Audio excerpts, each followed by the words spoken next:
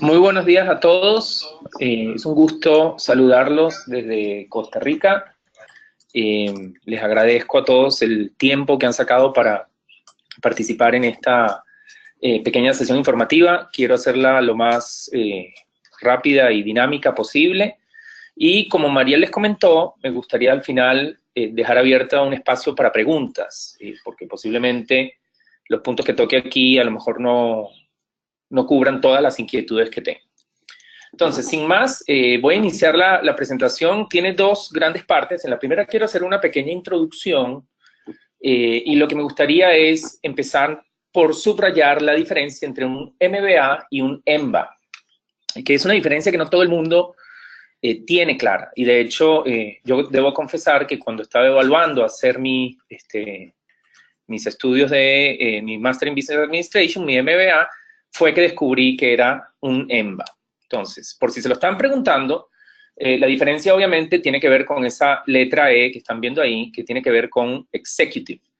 El MBA ejecutivo, un Executive MBA, son los MBA que se hacen diseñados con los ejecutivos o profesionales en mente. A diferencia del MBA regular o residenciales, como se les llama también tradicionalmente, este es un MBA dirigido a personas que tienen una edad promedio de 35 años y que por lo tanto trabajan. Hay gente que ya tiene una carrera desarrollada, es gente que ya está inserta en el mercado laboral. La razón por la que existen estos EMBAs, que es algo relativamente reciente, es que el mundo está cambiando muy rápido. No voy a entrar en demasiado detalle de esto, pero a mí me gusta citar este párrafo de un artículo bastante reciente del año pasado en The Economist, que se llama Re-Educating Rita. Dice, en el futuro, mientras más tareas se hacen susceptibles a la automatización, aquellas en las que las habilidades humanas son más valiosas van a cambiar rápidamente. Entonces, necesitas mantenerte aprendiendo toda tu vida.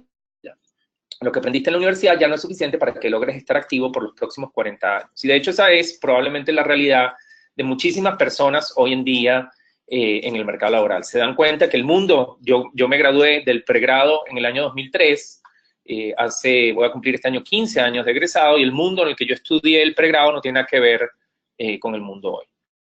Entonces, obviamente esto nos empuja a los profesionales de vuelta a las aulas, y ahí es donde empezamos a hacernos la pregunta, bueno, ¿cómo hago para estudiar y trabajar nuevamente?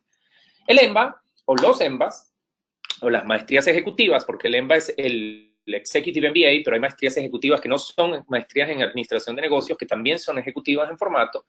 Lo que las detiene es la flexibilidad, porque se tienen que adaptar a la cotidianidad de los ejecutivos de hoy. ¿Sí? Si no, no podemos. La gente como yo y como probablemente todos los que están escuchando, no pueden darse el lujo de renunciar al trabajo, decirle a su jefe, adiós, me voy por 2 años y vuelvo, guárdeme mi puesto de trabajo, mi campo, ¿verdad? Eso no puede ser. Tenemos que convivir con las dos. Entonces, estos formatos son formatos que llamamos modulares, en donde lo que ocurre es que la persona estudia solo una vez, una semana al mes. Es una semana intensiva.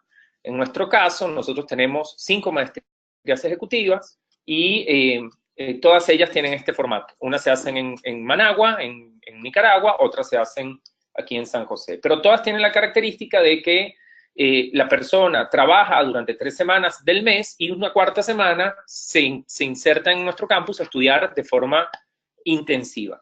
Este modelo es extremadamente cómodo, y ahorita vamos a profundizar un poquito sobre eso, y permite a la gente combinar ambas cosas. Puedo trabajar y estudiar, pero obviamente trae consigo una serie de retos importantes, y eso es un poco el propósito de este webinar. ¿Cuáles son los retos?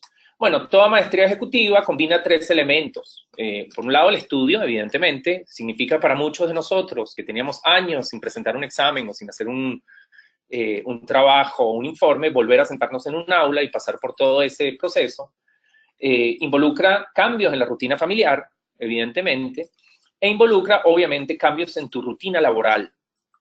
Y en la articulación de todos estos elementos es donde está la clave para poder vivir una experiencia como el EMBA y trabajar sin que nos mate el estrés. Porque ahí el gran problema que tenemos es que si alguna de estas 3 áreas tiene un peso desproporcionado en la vida de la persona, entonces ninguna de las 3 funciona. O sea, si yo no logro armonizar bien mi vida académica o estudiantil con mi vida laboral y familiar, entonces se afectan las tres. Y lo mismo me pasa si tengo demasiado estrés en el trabajo porque no logro manejar la ansiedad de tener que irme una semana al mes, entonces no voy a poder ni estudiar bien, ni estar bien con mi familia, y lo mismo en el área familiar. De modo que con esto como preámbulo, yo lo que quisiera hacer es darles a ustedes 10 consejos. 10 consejos divididos en estas tres áreas. Y como decía Mariel en la introducción, son consejos que doy un poco con conocimiento de causa, porque yo fui, como dijo Mariel, estudiante del EMBA, egresé el año pasado. Yo estudié el EMBA 2017-1. Entonces viví esta maravillosa experiencia a plenitud y tengo, digámosle así, inside information. Y después de que les dé los 10 consejos, como también decimos en la introducción, quisiera abrirlo un poco el micrófono, por decirlo de alguna forma, para que si tienen alguna pregunta, algo que yo no cubra en estos 10 consejos, por favor, con toda libertad, me lo comentan. Me está acompañando aquí en el estudio de grabación Jessica Salazar, que es nuestra gerente de admisiones para maestrías, que conoce todavía más en detalles elementos propios del proceso de admisión. Por si hubiese alguna pregunta de eso, de una vez les digo que si quieren, si tienen alguna pregunta sobre eso, por favor, con toda libertad, ella está más que anuente a responder. Entonces, vamos a la segunda parte y más importante de la presentación, que son los 10 consejos. Y quiero empezar por la vida profesional, ¿sí? Consejos relativos a la vida profesional. Esta es quizá de las áreas la que más estrés genera en las personas, ¿ok? Porque lo que ocurre aquí es que la gente suele sentir una culpa gigantesca, decir, bueno, pero me estoy yendo una semana al mes, mi jefe va a pensar que yo no estoy enfocado en el trabajo, o no voy a lograr supervisar al equipo, y la gente va a sentir que yo soy un privilegiado. En fin, empiezan a existir un montón de ansiedades alrededor de esto que hacen que tu vida laboral obviamente se afecte y, por supuesto, tu vida académica, ¿no? Entonces, ¿cuáles son los consejos que tenemos nosotros preparados? Bueno, el primero de ellos, quizá el más obvio, pero no por eso poco importante, es necesitan definir claramente quién es la persona responsable que te puede cubrir en tu ausencia.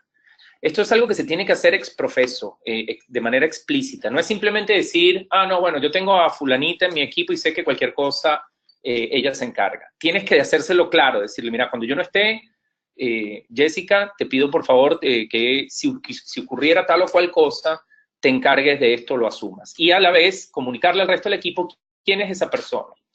Si lo tuviéramos que poner como un ejemplo, ustedes tienen que decir quién es su Joe Biden, ¿verdad? ¿Quién es su vicepresidente? ¿Quién es el hombre que todo el mundo sabe, apenas ocurra alguna situación y tú no estés? Ah, bueno, no está Obama, tenemos que ir a preguntarle a Joe Biden cómo proceder. Eso es importantísimo que lo dejen claro. Entonces, ese es el primer consejo. Es un poco obvio. El siguiente no es tan obvio, pero es muy importante y tiene que ver con el establecimiento de límites claros con tus colaboradores. Es muy, muy importante que todos sepan que cuando estás en el EMBA, estás fuera de límites, es decir, no estás disponible. Porque si tú defines bien esos límites y le dices a la gente, mira, cuando yo esté en la semana de la maestría, de verdad no estoy respondiendo correos, no estoy tomando llamadas, no voy a participar en conference calls, no voy a participar en ningún este tipo de cosas. La gente aprende a organizarse. Y créanme que uno piensa que una semana es muchísimo tiempo, pero cuando las cosas se dicen con claridad, tu equipo y la organización se ajusta a tu calendario sin ningún tipo de problema, sin ningún tipo de problema.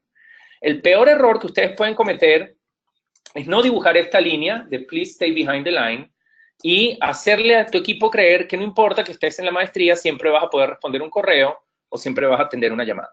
Si haces eso, entonces tu vida laboral va a ser un infierno, vas a tener la computadora abierta en el aula de clases y te van a empezar a disparar el chat, Skype o Hangouts o lo que uses para comunicarte internamente y no te vas a poder concentrar ni en tu trabajo ni en tus clases. Entonces, dibujarles muy claramente que vas a estar fuera de límites.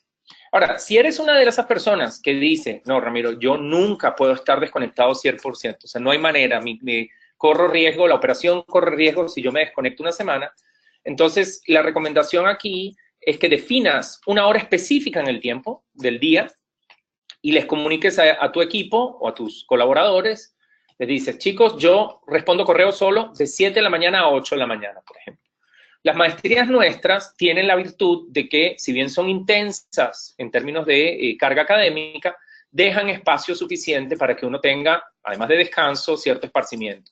Uno podría sacrificar un poquito de ese tiempo y decir, bueno, yo, por ejemplo, el almuerzo nuestro es de 2 horas, de 12 del mediodía a las 2 de la tarde. En esas 2 horas da suficiente tiempo para almorzar e inclusive dedicar media hora a revisar correos electrónicos y responder. Aunque también les digo, esas son buenas horas para actualizarse en las lecturas. Pero bueno, pudieses decirle a tu equipo, yo voy a responder correos todos los días en la mañana o todos los días a la última hora de la noche, etcétera, y entonces se establece una especie de rutina. Pero es muy importante lo de los límites. Dibujen límites claros con su gente. El tercer consejo del trabajo tiene que ver con definir con tu equipo qué es una emergencia, así como el protocolo de atención en tu ausencia. Cuando uno piensa que todo es una emergencia, nada es una emergencia. Si todo es responder urgente, entonces nada es urgente. Es importantísimo que ustedes digan, bueno, si llegase a ocurrir X o Y situación, entonces ahí sí tengo yo que actuar. En esa situación tienen libertad de llamarme. Es como tener el teléfono rojo de Batman puesto de alguna manera. Pudieses inclusive decirle a la gente, solo me escribes por WhatsApp si pasa esto, o me puedes conseguir a este número telefónico si llegase a haber algún problema. Aquí una cosa que también quería resaltar es que el INCAE tiene, esta es una maestría diseñada, nuestras maestrías están diseñadas para ejecutivos y todos sabemos que los imprevistos ocurren, de modo que hay tolerancia del lado de la administración y de la parte académica si en algún momento la persona se tiene que salir para atender una emergencia o inclusive ausentarse un poquito. Obviamente, siempre que se manejen como eso, como emergencias. Entonces, si hay ansiedad de decir, no, yo no voy a hacer una maestría porque, ¿qué pasa si ocurre un evento y no puedo ir a un módulo o me tengo que ausentar antes? No pasa nada, se puede hacer. El peor de los escenarios, el módulo se repite, lo repites con una cohorte distinta a la tuya. Pero siempre se pueden manejar los imprevistos, siempre, en todas las situaciones, ¿ok? Lo importante es saberlos definir y que tu equipo sepan cuándo deben tomar ese teléfono rojo y llamarte. Y el cuarto y último consejo de la vida profesional, que este también es poco conocido, pero es muy potente, o es poco aplicado, quizá, es aplica y comparte lo que aprendes en el módulo apenas regreses al trabajo. Esto es una de las riquezas de los formatos modulares, porque en cada módulo uno ve una materia completa, salvo un par de excepciones que la materia toma 2 módulos de ver.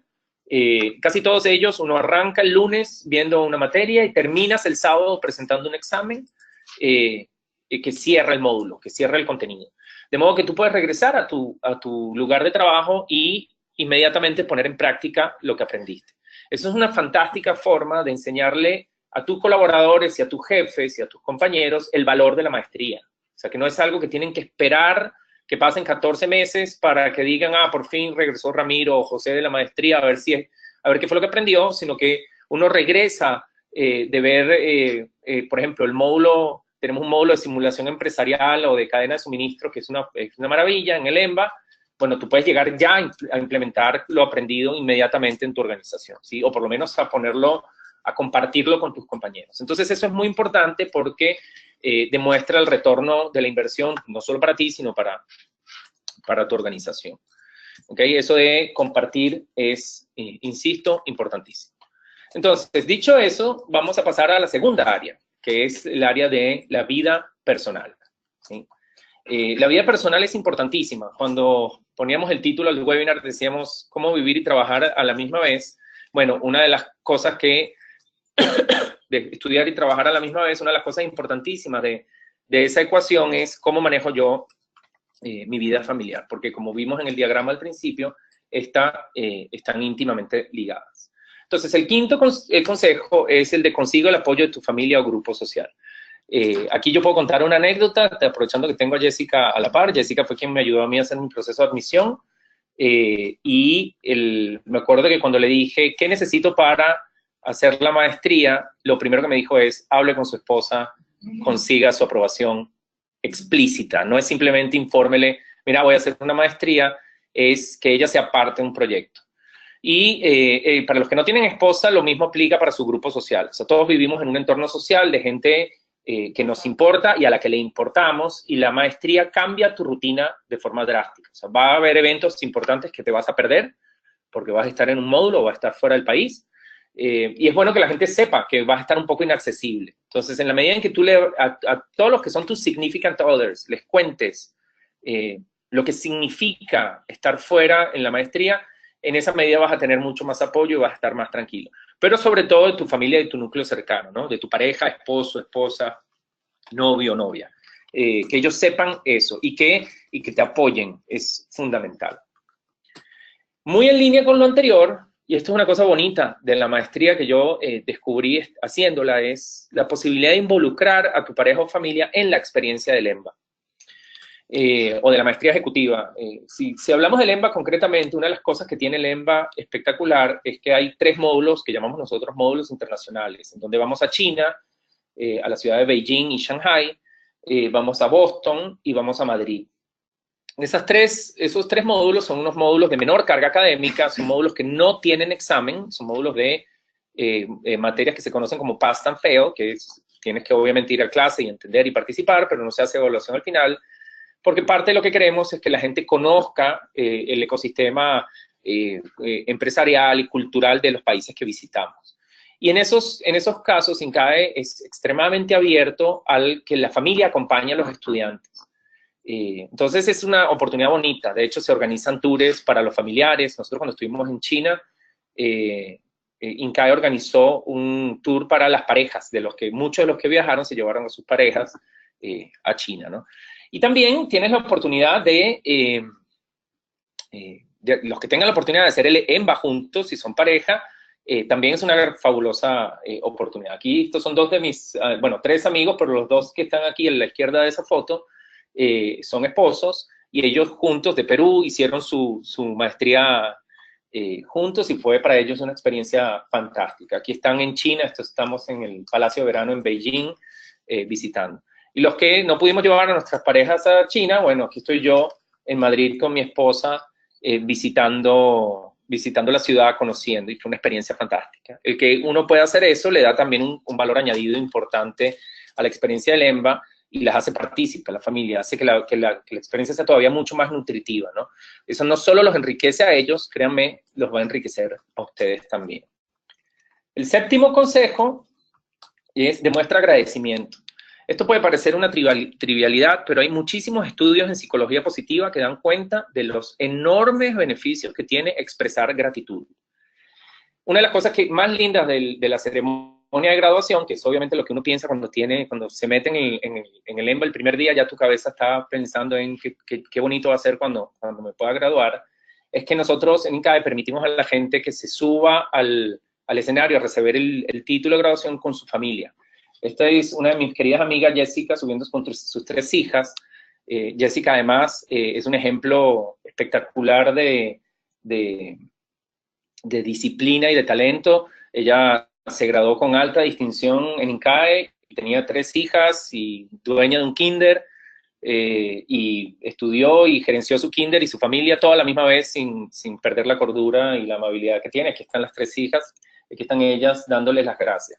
Lo bonito de esto, de dar las gracias, es que es un momento, y además así se dice en el acto de graduación, de profunda emoción, en el que nosotros, los graduandos, vamos y le decimos a la familia: esto lo logramos por ustedes, ¿no?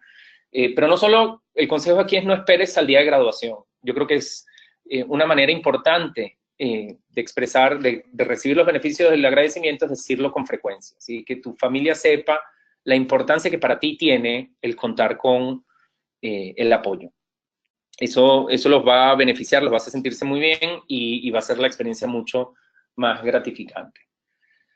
Y ya para ir cerrando, en cuanto a vida académica, obviamente una de las cosas que necesitamos para que no se nos desbalancee la mente en esos 3 pilares de trabajo, familia y estudios, es lograr tener un tránsito por la maestría que no sea estresante. Y para mucha gente es estresante volver al aula después de muchísimos años. O sea, hay gente que, yo tenía compañeros que hicieron la maestría que tienen 50 años, y hacía casi 30 que no se sentaban en un aula a recibir clases y a ver y analizar casos y a leer centenares de páginas y a manejar, hacer análisis sofisticados. Entonces, eso genera ansiedad y esa ansiedad permea en todas las áreas, ¿no? Así que aquí les voy a dar 3 consejos, los últimos 3 consejos que son muy importantes, pueden haber muchos más, pero nos parece que estos son los más relevantes. El primero es, prepara con tiempo tus herramientas para estudiar. Y aquí les voy a hacer otra como confesión, que son cosas que uno no se da cuenta hasta que te pasan. Yo me gradué en el año 2003, lo cual en términos de era digital es como la época de las cavernas, no había Facebook, creo que lo más, acababan de lanzar Hotmail, me parece, en aquel momento era lo más hot, y creo que se usaba un chat que se llamaba ICQ en esa época. O estaba el Messenger, estaba empezando el Messenger, yo no lo recuerdo. Pero hoy en día estudiar y las herramientas tecnológicas que existen para estudiar son completamente distintas. Entonces conviene que le echen una mirada. La primera recomendación, y esta es una que le robé a Jessica, es no se pongan a inventar demasiado con el portátil que vayan a usar y el sistema operativo. Hay gente que dice, voy a hacer una maestría, me voy a comprar una nueva computadora porque es la ocasión especial para hacerlo y se compran una computadora que nunca han usado. Entonces se sientan en el aula y están completamente desorientados sobre dónde se consigue la arroba o cómo abro el Excel o cómo hago esto y es una pesadilla. Usen la computadora que les es más familiar. Si son usuarios de Mac, usen Mac. Si son usuarios de Windows, usen Windows. No cambien durante la maestría. Créanme, es una fuente de desastre y de estrés garantizado. Lo otro importantísimo es exploren con tiempo las herramientas que van a utilizar para estudiar. Hoy en día hay herramientas para, por ejemplo, tomar notas que son fantásticas, porque uno puede tomar notas, ponerle etiquetas, administrarlas como en folders, tenerlas en la nube, compartirlas, hacerlas colaborativas, en fin, tomarlas en una tableta, en un portátil. Es una maravilla. Entonces, decidan cuál van a usar con tiempo y familiarícense con ellas. Yo usé Evernote. Soy un fanático de Evernote, me parece fantástico. Funciona en todos los dispositivos que uno tenga, teléfono, tableta, computadora, lo que uno quiera, inclusive en el navegador de internet. Pero hay muchas más. Está esta que se llama NoteShelf y hay otras tantas. Búsquenlas, conózcanlas con tiempo. Familiarícense, pregunten o pregúntenos a los que estudiamos cuál usamos y por qué nos gustó. Eso es muy valioso. Lo otro que tienen que aprender a usar son las herramientas de colaboración. Eso es algo que no existía en la época en la que yo me gradué. Seguro, la colaboración ocurría en la cafetería, cuando uno se sentaba a compartir fotocopias. Aquí no, aquí, por ejemplo, el grupo de mis amigos más cercanos con los que estudiábamos, nos cayó la peseta, como dicen en Costa Rica, que podíamos, cuando había muchísima carga de estudio, de lecturas, y hay materias que exigen que uno lea enormes cantidades de páginas, lo que hicimos fue distribuirnos un poco las lecturas. Entonces hacíamos como resúmenes que metíamos en un Dropbox y compartíamos entre el grupo de estudiantes, ¿no? Y eso nos facilitó al momento de repasar, sobre todo. Al final lo terminamos leyendo todo, pero teníamos resúmenes que podíamos utilizar de los compañeros y eso alivió mucho la carga y la ansiedad. Gran parte de la ansiedad en una maestría de estas es no me da tiempo para leer, no tengo tiempo. Y a lo mejor no tengo tiempo porque estoy respondiendo correos o porque estoy haciendo cualquier otra cosa. Entonces, el tema de familiarizarse con este tipo de herramientas es muy importante. Lo mismo tiene que ocurrir con cuál es el suite de herramientas de trabajo, como Office, que van a utilizar. No hagan cambios. Hay gente que es Mac user, pero le gusta la suite de Microsoft Office, perfecto. Si esa es la que te gusta y conoces, úsala. Eso es lo más importante. Si prefieres iWork, usa iWork. Yo soy un gran usuario de Keynote y de Pages, porque soy un usuario de Macintosh y obviamente de Numbers también, pero los que les guste ese, usen ese, los que prefieren el otro, pues acostúmbrense al otro. Eso sí, sin importar qué uses, una recomendación es familiarícense con Excel. Hay mucha gente que no usa Excel en la vida cotidiana. No tienes que ser un experto de Excel para hacer la maestría, para nada, pero tienes que conocer las cosas básicas, lo meramente básico. Entonces, yo tengo grandes compañeros abogados. Una de mis grandes amigas abogadas, graduada con alta distinción, tuvo que hacer como una especie de curso rápido de actualización con con Excel. Y funcionó perfectamente bien y le fue de maravilla. Tuvo que hacer un poquito de esfuerzo porque un abogado no usa Excel nunca, pero le fue muy bien. El noveno consejo, importantísimo consejo, es apóyate en tus compañeros de clase, porque es la única forma de tener rendimiento alto en todos los módulos. Una maestría como el EMBA es una maestría amplia en su repertorio de contenidos, de modo que difícilmente va a haber alguien en esa maestría experto en todo lo que se da en todo el contenido. Y eso hace que ciertos módulos te sean muy sencillos y otros módulos sean muy exigentes. Yo soy psicólogo de profesión, ustedes se imaginarán que cuando vi contabilidad o finanzas sufrí amargamente, pero cuando vi comunicación y materias de liderazgo me fue muy bien. ¿Qué hice yo para poder sortear los módulos complicados? Me junté con mis compañeros financieros y la riqueza del aula, esa es otra cosa que hace nuestras maestrías muy, muy enriquecedoras, es que el aula es muy plural. Nosotros tuvimos desde médicos hasta arquitectos, psicólogos, tuvimos obviamente cantidades de ingenieros y de administradores, educadores, abogados, en fin, es un aula rica en diversidad. Entonces, cuando yo necesitaba entender bien cómo se hacía una proyección, un descuento de flujos de efectivo, me sentaba con mis grandes amigos financieros a que me explicaran. Y cuando pasaba lo contrario, yo explicaba. Y esa es quizás la naturaleza del consejo. Aquí pueden ver, por ejemplo, sentados un grupo de compañeros alrededor de este muchacho con lentes y camiseta blanca. Él es el CFO para Cemex en Centroamérica, es un mago de las finanzas, obviamente todos alrededor tratando de entender cómo funcionan las partes, todo el tema financiero, ¿no? Y esta otra foto que están viendo aquí estamos estudiando política, entonces estoy yo hablando de política porque es un tema que me gusta y que creo que domino, entonces aquí estamos preparándonos para el examen final de la materia de política, y habíamos un grupo grande de compañeros y de alguna manera yo dirigía el estudio.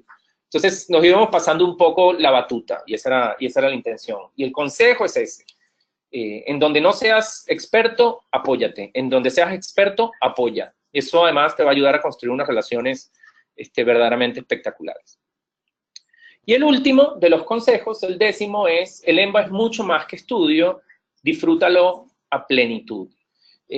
Obviamente lo que distingue a nuestra maestría es la excelencia académica, pero hay mucho más que horas de estudio, lecturas y exámenes. Este es el grupo, uno del grupo de los que veníamos de Costa Rica. Estamos aterrizando en Managua para el último módulo. Nos tomamos esa foto de nostalgia, porque decíamos, bueno, es la última de las fotos. Y es una foto que a mí en lo particular me gusta mucho porque resume la cercanía y los afectos que se construyeron a lo largo de esos 14 módulos y esas experiencias increíbles. Y un poco la recomendación es, embárquense en un proyecto como un EMBA en todas sus dimensiones. Y además del estudio y del aprendizaje, disfrútenlo. Ahí va a haber fiestas, va a haber momentos de desestrés, de esparcimiento, que son extremadamente valiosos. No los desaprovechen. Hubo gente que entró que puede entrar con una mente hiper competitiva, hiper estresado, de yo solo voy a estudiar y no voy a hablar con nadie porque yo aquí vine a estudiar, etcétera, y se perdieron una parte del EMBA que es una delicia. Háganlo, tengan los dos, yo creo que son claves. Estos momentos es clave para el rendimiento académico y para el desestrés. Y los invito a que cuando vivan una experiencia, vívanla así, en todos sus matices. Así que con esto termino mi parte de los consejos. Espero que les sean de utilidad. Esto lo vamos a colgar en el blog de INCAE para que lo puedan acceder y compartir y repasar.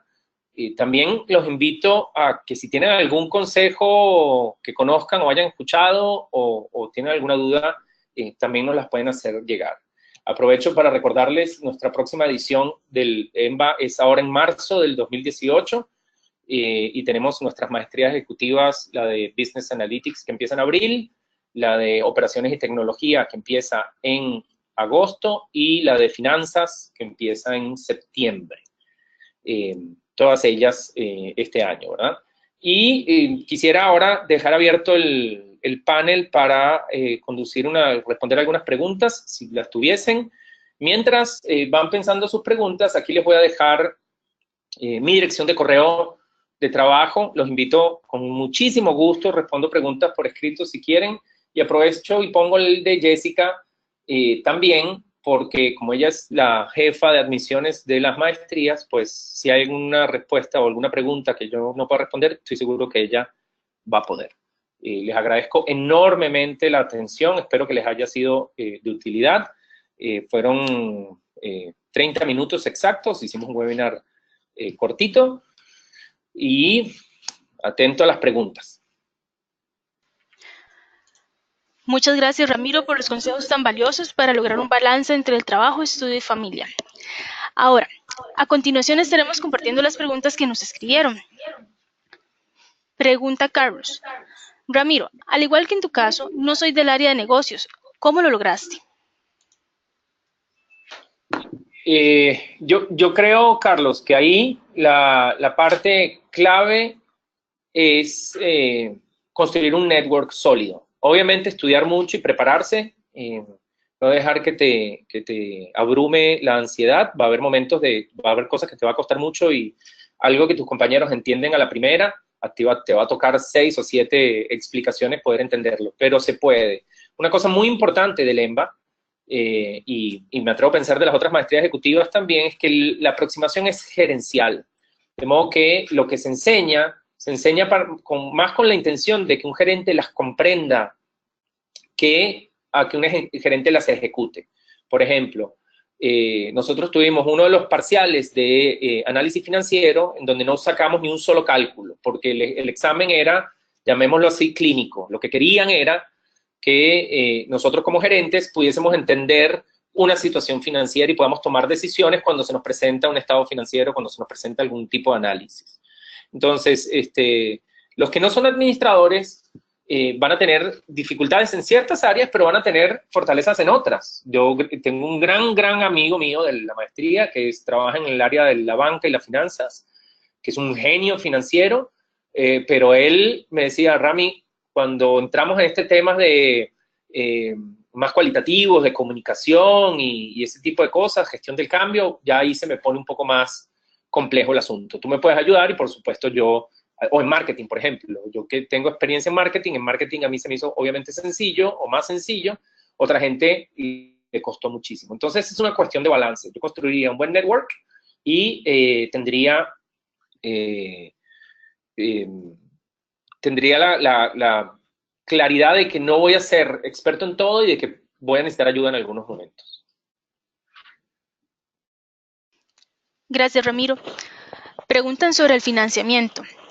Juan puntualmente está preguntando sobre cómo se financia uno los viajes, ya que es un tema complicado.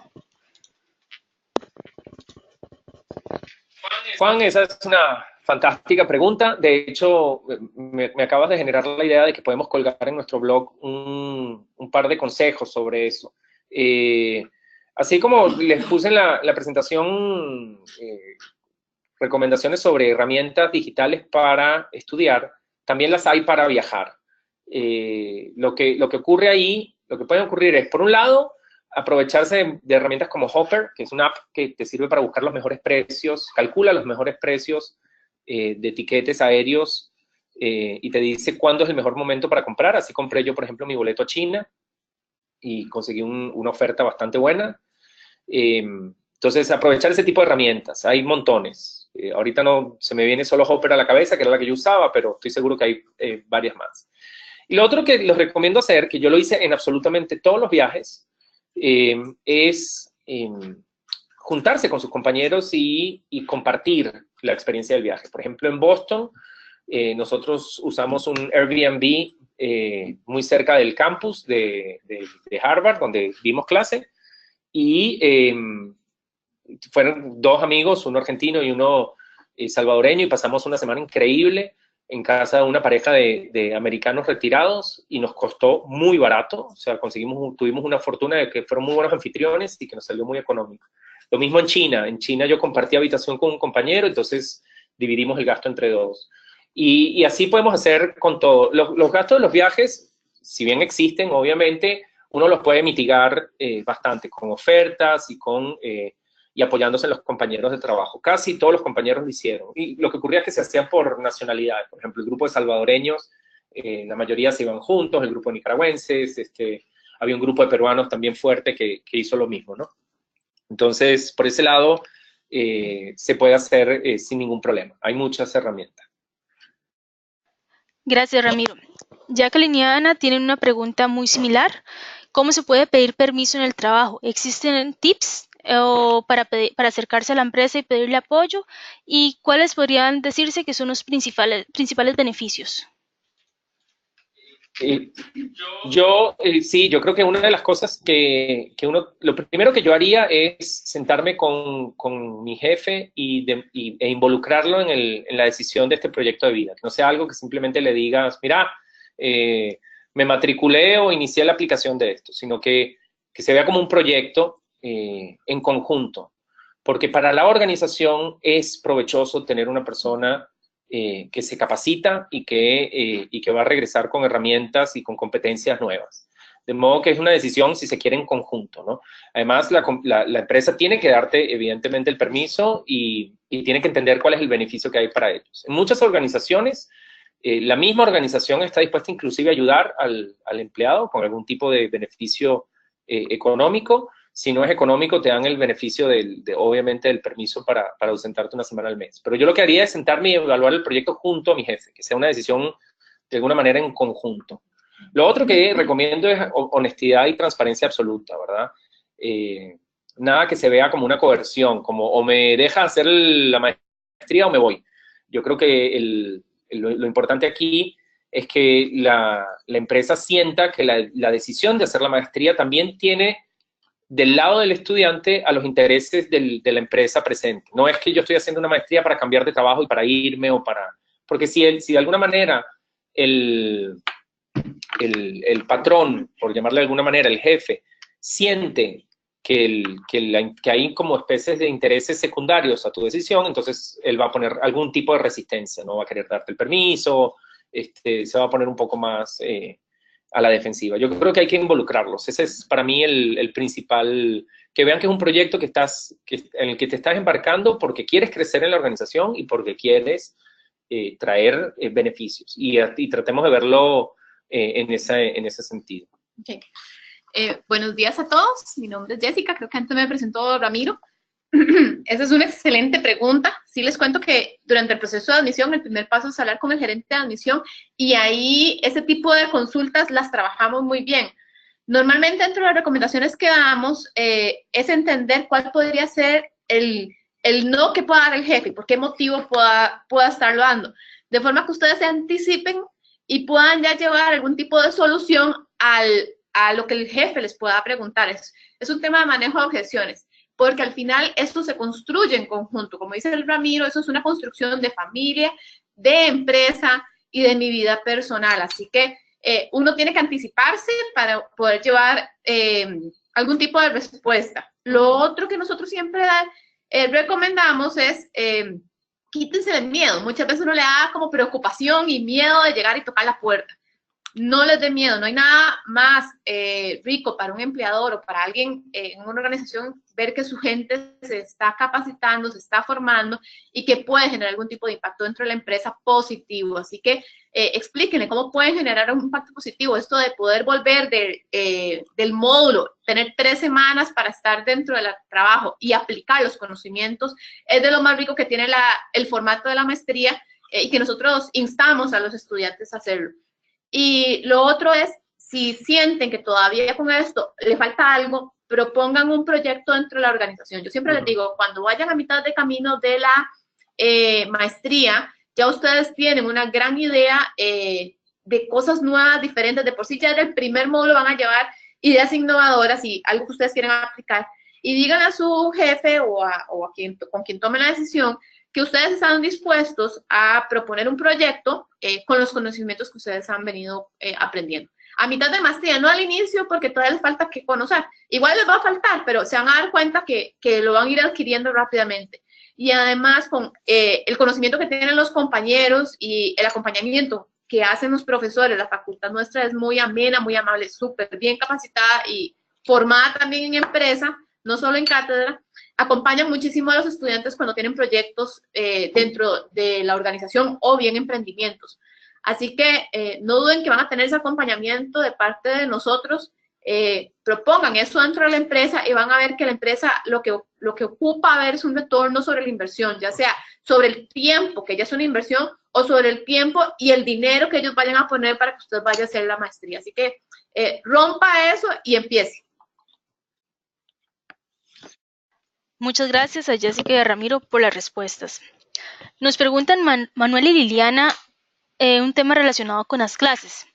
Además de la semana de estudio, ¿existen trabajos extraclase que se deban desarrollar durante las otras 3 semanas del mes? ¿Cuál es el tiempo aproximado de trabajo por mes fuera de la semana de estudio? Y si además dan las lecturas con anterioridad para poderlas leer. Mira, en el EMBA no existe absolutamente ningún trabajo que se tenga que hacer entre módulos. De hecho, los profesores son bien cuidadosos de respetar el espacio que el estudiante tiene fuera de la maestría. De hecho, inclusive, las lecturas, cuando se cuelgan en la plataforma digital del módulo, no se cuelgan inmediatamente terminado, o sea, si termina el módulo 1, el día siguiente de terminar el módulo 1, yo no puedo acceder a las lecturas del módulo 2. Las lecturas del módulo 2 se ponen un poquito menos de una semana antes de empezar el módulo, para garantizar que la gente se concentre en el trabajo, porque nosotros somos conscientes de la importancia de ese equilibrio. Entonces, no queremos a la gente, no interrumpimos a las personas durante el EMBA. Uno empieza el módulo el lunes y lo termina el sábado, y se terminó. Y ya el siguiente módulo no tienes nada que ver con el módulo anterior ni en las semanas. Así que por ese lado pueden estar absolutamente tranquilos. Gracias, Ramiro. Juan y Virginia nos hacen una pregunta, bueno, tenemos preguntas relacionadas sobre los requisitos. Primero, ¿cuáles son los requisitos para participar? Y si a los 47 años todavía existe la posibilidad de estudiar un EMBA o hay algún otro requisito. Jessica, con usted. Ok. A ver, dentro de los principales requisitos está el ser mayor de 30 años de edad y tener más de 5 años de experiencia gerencial. Por favor, no se autodescarten si no tienen el título de gerente, no significa que no tengan experiencia gerencial. Si tienen dudas para tomar la decisión, hablen con el equipo de admisiones, ya tienen mi correo electrónico ahí, y con mucho gusto dedicamos el tiempo que haya que dedicar para poder construir, pero no se autodescarten por la experiencia gerencial. Lo otro es, no hay límite de edad para arriba. Tengo seniors de 55 años haciendo el EMBA con nosotros y aprenden increíblemente y aportan un montón, ¿verdad? Así que no se preocupen por el tema de la edad, no, el mínimo es lo que sí cuidamos muchísimo, el máximo para arriba aportan y aprenden, es que no hay duda en esa parte, así que en esa no se autodescarten.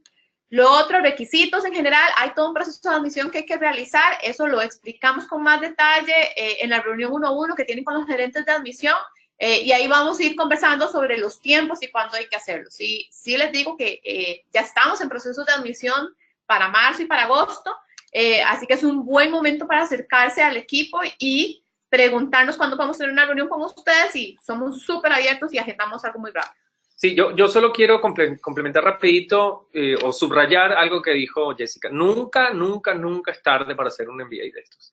Y por eso yo les ponía en la presentación el tema de que lo que supimos o aprendimos hace 20 años o 15, inclusive 10, puede que ya no sirva, ¿verdad? Que ya haya que actualizarlo. Sí. Si tienen el chance, háganlo, es una experiencia enriquecedora. Nosotros, como decía, en mi promoción tuvimos varios compañeros mayores de 45 y algunos hasta de 50 algo. Jorge, el de Perú, creo que tenía 50 y algo, por ahí estaba. Sí, ha sido 55 años. Y son personas que disfrutaron el EMBA como los más jóvenes y sumaron además una visión, como decía Jessica, increíble, que nos enriqueció a los que yo hice el EMBA con 37 años, no era ni cerca el más joven, estaba justito ahí cerca de la media y recibí un beneficio enorme del aporte de esta gente. Entonces, no se autodescalifiquen.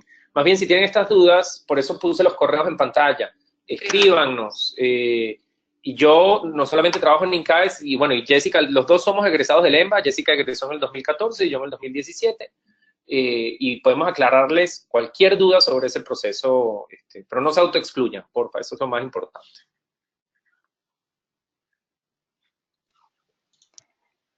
Gracias. Tenemos la pregunta de Juan. ¿Cuánta es la inversión del EMBA y en qué formas de financiamiento existen? El EMBA tiene una inversión de $67,000. Dependiendo del país hay más gastos adicionales que en otros. En promedio rondan entre $10,000 y $12,000 adicionales por el tema de etiquetes y hospedaje fuera de los campus, que hay 3 lugares internacionales, o sea, fuera de los campos en los cuales vamos a visitar: Babson College, que es en Boston, ESADE y Chongqing. ESADE es en Madrid y Chongqing vamos a Beijing y a Shanghai. Ahí hay que cubrir hospedaje y tiquetes aéreos. Opciones de financiamiento hay por país, hay distintos, pero en general tenemos una que es muy abierta y que apoya muchísimo a quienes vienen a la maestría, que es Prodigy. Ellos son una financiera localizada en Londres, que se dedica a financiar maestrías ejecutivas, bueno, y también maestrías full time, a nivel mundial, pero solo para las 100 mejores escuelas del mundo, y pues ahí estamos nosotros. Bien localizados. Así que ellos tienen una gran ventaja, con ellos no se ocupa generar ningún tipo de hipoteca, ni tampoco solicitan fiador. Sí hay que llenar una información vía digital y le dan uno un preaprobado para que uno sepa rápidamente con cuánto puede contar. Se empieza a pagar a los 3 meses de haber ingresado prácticamente a la maestría, porque ellos desembolsan al puro inicio. Y la tasa ronda entre 8 y 11%, aprox. Ellos le indican a uno cuál es la tasa y a cuál plazo le prestan, pero al final termina siendo una cuota como si fuera uno a comprar o a pagar un vehículo por cuotas. Así que es algo, cuando uno ve la inversión grande, uno se preocupa, pero cuando uno se da cuenta que es como si fuera uno a comprar un carro, todo baja a lo que es accesible realmente al bolsillo. La media de los EMBAs y de los INCAístas son familias, vienen casados, vienen con hijos, o no están casados, pero tienen responsabilidades. Todos están algunos con algún tipo de hipoteca, o de casa, o de carro, o de casa y de carro, o de algún apartamento. Así que no se asusten por esa parte, conversemos y realmente evaluamos. Tenemos ya experiencia guiando a diferentes ejecutivos en este proceso, así que conversemos. Eso, la parte del financiamiento es algo accesible y se puede hacer. Sí, yo agregaría ahí como historia personal. Yo siempre pensé que jamás iba a tener el poder adquisitivo para hacerlo, y asesorado, entre otros, por Jessica, y fui evaluando varios bancos en Costa Rica. En el caso mío conseguí siendo extranjero inclusive, porque yo no soy costarricense, el Banco Nacional de Costa Rica me dio un crédito que tenía una serie de beneficios, entre ellos un periodo de gracia de 6 meses para empezar a pagar el crédito completo después de graduado. Entonces eso te permite hacer la maestría, terminarla, que pasen 6 meses y después de los 6 meses es que empiezas a pagar la cuota completa. Y eso te da mucho oxígeno para ahorrar y para, sobre todo, empezar a cosechar los frutos de la maestría, que suele venir acompañada de aumentos salariales. Una de las cosas que distingue a nuestro EMBA es que casi todos los estudiantes, los egresados nuestros, mejoran de forma sustancial su posición en su organización. Por eso es que nuestra maestría está rankeada como la número 1 de Latinoamérica, la maestría ejecutiva. El Financial Times, que es esta revista británica que hace las evaluaciones, uno de los variables más importantes que toma en consideración es cómo progresan desde el punto de vista financiero los egresados. Y por eso es que también es una apuesta para los bancos relativamente segura. Es decir, si esta persona se gradúa, muy probablemente va a mejorar su condición financiera, y esa mejora le va a permitir pagar su crédito sin mayor esfuerzo. Es un sacrificio, pero no es un sacrificio imposible de lograr. Así que embárquense, porque también esa es otra de los autobloqueos que a veces uno se pone sin darse cuenta. Gracias, Ramiro. Roberto nos pregunta, ¿nos podrían explicar, por favor, un poco del formato de los exámenes? Tengo entendido que es estudiar casos y participar en los módulos. No hay exámenes individuales. ¿Es así? No, no es así. No es así del todo. Sí hay exámenes. Lo que pasa es que el examen no pesa, no es toda la nota. Una de las cosas que se valora muchísimo en INCAE es la participación en clase. Los profesores tienen un mapa del aula y tú tienes un asiento asignado, entonces ellos van midiendo tu intervención y, como efectivamente lo dicen los casos, el análisis de casos también es muy importante. Los exámenes, el peor escenario puede valer el 50% de la nota, pero son exámenes, gente, gerencial, de orientación gerencial. Entonces, sí, hay que estudiar, obviamente, y el nivel académico de INCAE es alto, la exigencia es alta, pero, pero son totalmente accesibles. Y se hacen, todas las materias tienen examen, excepto las que se ven en los módulos internacionales, que como les comentaba son de pass-fail, es decir, pasas la materia si te presentas, si estás en el aula y participas, eso es todo lo que tienes que hacer. Entonces, no se estresen por los exámenes suelen ser una fuente de estrés, o por lo menos no se estresen tanto. Va a haber exámenes en donde les va a costar un poquito más, otros donde les va a costar un poquito menos, pero son exámenes muy gerenciales y perfectamente accesibles, inclusive para los que, como yo, veníamos de 15 años sin entrar a un aula y nunca habíamos leído un estado financiero en nuestra vida, ¿verdad? Eso se puede manejar perfectamente bien. Se hacen 2 exámenes, hay materias que tienen, o sea, al final del módulo, cada módulo tiene 2 materias, entonces el día sábado se hace un examen en la mañana y un examen en la tarde. Y los módulos, las materias que se realizan en 2 módulos, a veces tienen un examen parcial.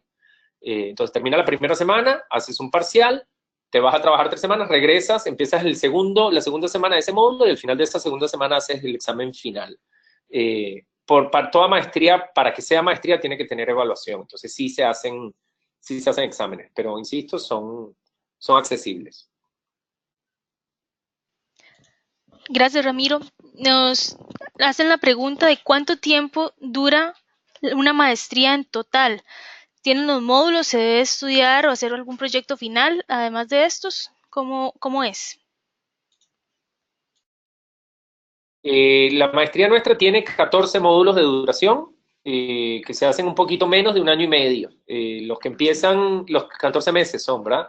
Los que empiezan en marzo, creo que se gradúan en febrero o en abril. Abril-mayo. Abril-mayo. Sí.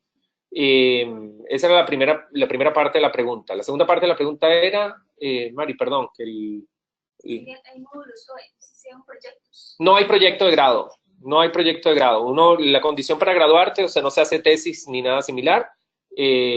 Terminas las materias, si pasaste las materias, te gradúas. Es así de sencillo. Perfecto, Ramiro.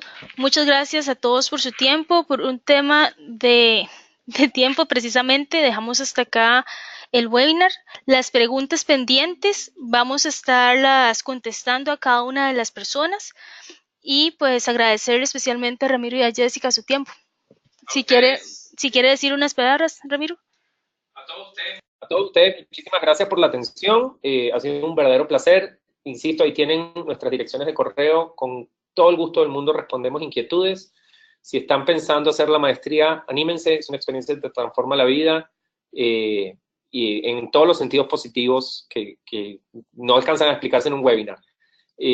Así que quedamos a sus órdenes. Les deseamos un feliz fin de semana y lo que necesiten, aquí estamos. De mi parte, a ver, un consejo que siempre les doy: las estrellas nunca se alinean al 100% para tomar una decisión como esta. Hay que arriesgar y tomar la decisión, y para eso, de verdad que el equipo de admisiones tenemos bastante experiencia acompañando a los ejecutivos. Escríbanos, nosotros también los vamos a estar contactando, e indíquenos cuándo podemos conversar. Estamos a muchísima disposición de poder tomar un tiempito y analizar cada caso y ayudarlos a ustedes en el proceso de admisión. Como les dije antes, no se autodescarten, conversemos, estamos a tiempo, ya la siguiente edición inicia en marzo, aún podemos hacer el proceso de admisión, tengo gente que está iniciándolo, y el de agosto, igual ya estamos en el proceso de admisión de agosto. Entonces, conversemos y vamos a tomar una decisión en conjunto y les vamos a apoyar de verdad. Escríbanos, así que de parte nuestra, muchísimas gracias por haber asistido al webinar y estamos en contacto.